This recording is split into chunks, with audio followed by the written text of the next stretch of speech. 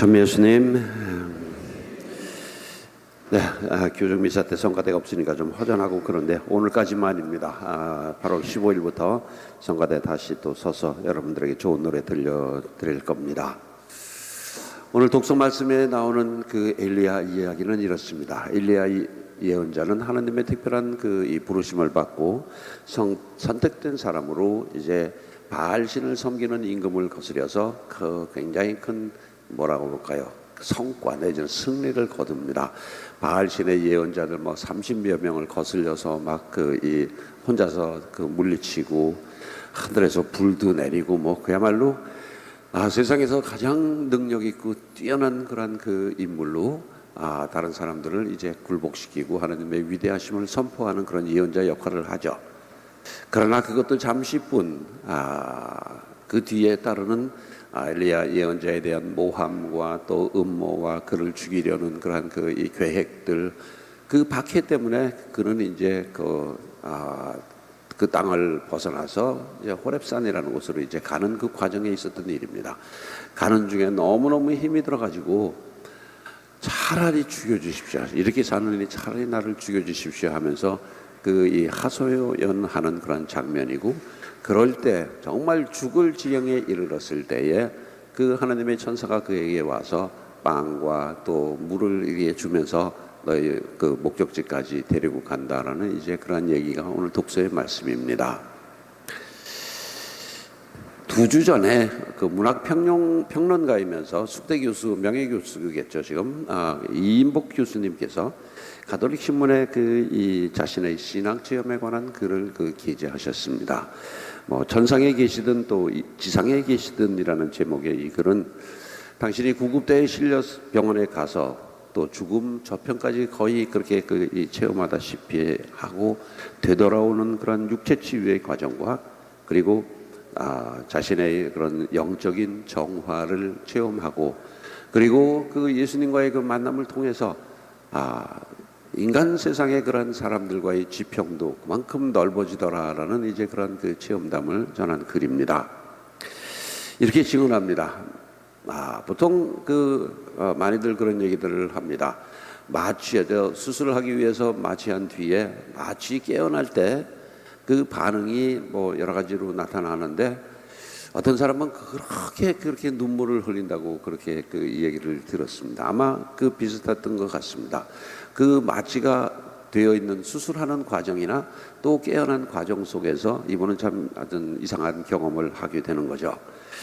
마취 주사를 맞을 때 저는 두려웠습니다. 깨어나게 해달라고 기도하며 의식을 잃었습니다. 바로 그 순간이었습니다. 빛으로 가득 찬 공간이 열리면서 예수님의 시신이 거기 눕혀 있었습니다. 예수님의 무덤이라고 온몸의 세포가 합창으로 외쳤습니다. 그 순간부터 눈물이 하염없이 흐르기 시작했습니다. 이렇게 수술이 끝나 제가 깨어나고 있다는 것을 짐작하는 순간, 저는 순환과 고통으로 지쳐 계신 예수님을 포용하고 있었습니다. 예수님께서 가시관을 쓰고 살점이 찢어지고 채찍으로 매맞고 마지막 피 한 방울 물 한 방울까지 다 흘리고 돌아가신 그 고통을 생각하게 되었습니다. 그렇게 예수님을 위로하고 있었는데, 차차로 저와 예수님 사이에 우주의 무한한 공간이 열리면서 세상에서 인연 맺었던 분들 모두가 그 공간 안으로 들어와 안기기 시작하였습니다. 그 공간이 하늘처럼 넓어지며 그리운 사람들을 다 포용할 수 있었습니다. 그분은 마지막을 이렇게 정리를 합니다. 살아남은 시간 동안 회개하며 살겠습니다. 저에게 섭섭했던 일이 있으신 분들 모두에게 용서를 청하고 하나님의 크신 축복을 기원합니다. 그리고 특별히 임종을 지키지 못한 어머님께 참 죄송합니다라는 그런 말로 이제 글을 마감합니다. 저는 1편은 봤는데 요즘 영화 이 신과 함께 2편은 아직 못 봤습니다. 근데 1편, 2편의 메시지들이 되게 반응이 이렇게 이게 엇갈린다고 그러는데, 많은 분들의 반응은 착하게 살아야 되겠구나. 그렇죠?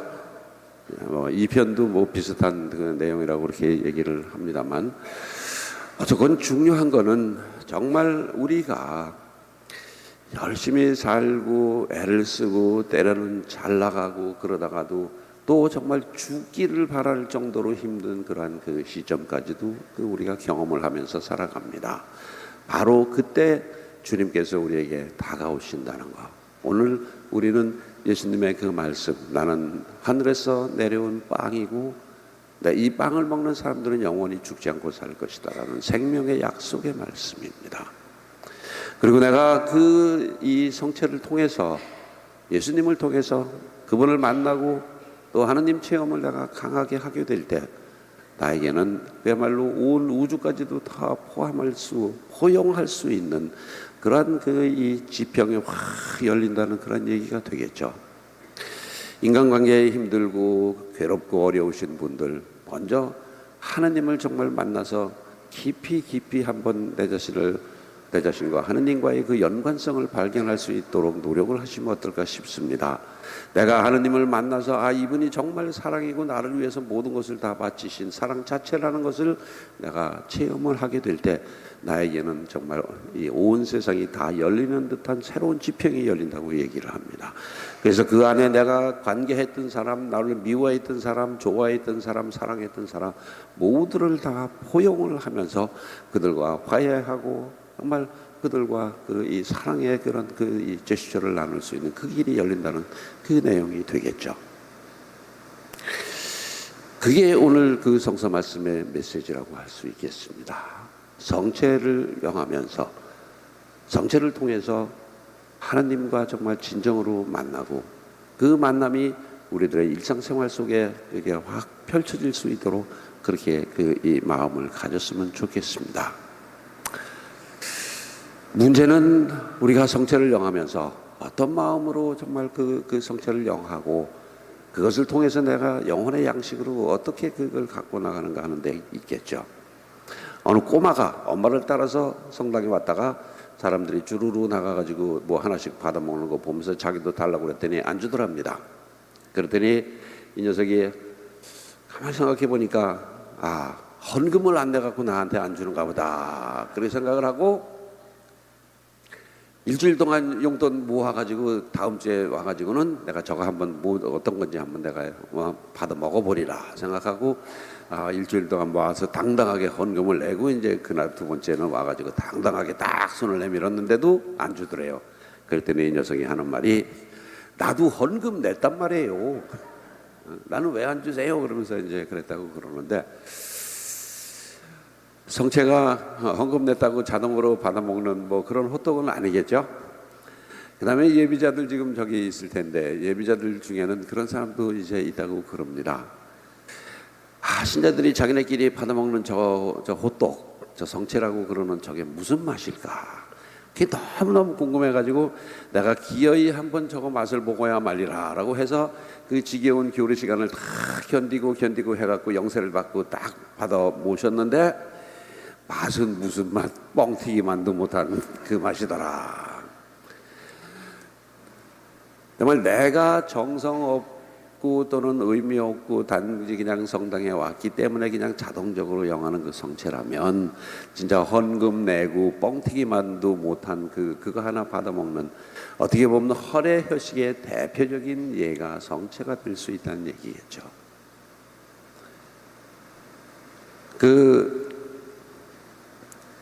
산삼을 먹는 방법을 그 의학서에서는 이렇게 이야기한다고 그럽니다. 종두, 득두. 그러니까 콩을 심고 콩을 건지는 그런 마음으로 심어라. 그러면서 하는 말이 뿌리부터 꼭꼭 씹어서 내 몸 안에 심는다는 마음으로 먹어야 하느니라. 그리고 그 앞에는 반드시 몸과 마음을 정갈하게 하고라는 이 전제가 붙는다고 그럽니다. 산삼을 먹을 때 우리가 정말 그 기대를 가지고 몸과 마음을 정갈하게 하고 정말 뿌리부터 하나씩 아주 꼭꼭 씹어서 나에게 보약이 되기를 바라는 마음으로 이 먹듯이 적어도 성체영할 때도 좀 그런 마음으로 내 안에 그러한 이 온갖 이 나쁜 생각들, 나의 나쁜 습관들, 나의 이 고약한 그러한 이 버릇들 이런 것들을 좀 떨쳐내고 내가 하나님과 진정으로 만나고 그리고 그것을 통해서 이웃과의 그 지평도 사랑의 그런 이 지평으로 넓혀가고 그리고 그 안에서 내가 세상에 사는 그런 맛을 느끼면서 살아갈 수 있게 해주고 싶사 하는 그런 마음으로 좀 정성껏 성체를 영했으면 참 좋겠습니다.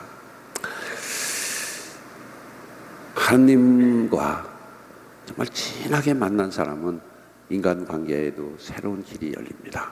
아멘.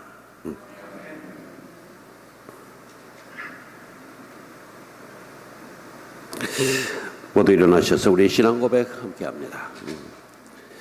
전능하신 천주 성부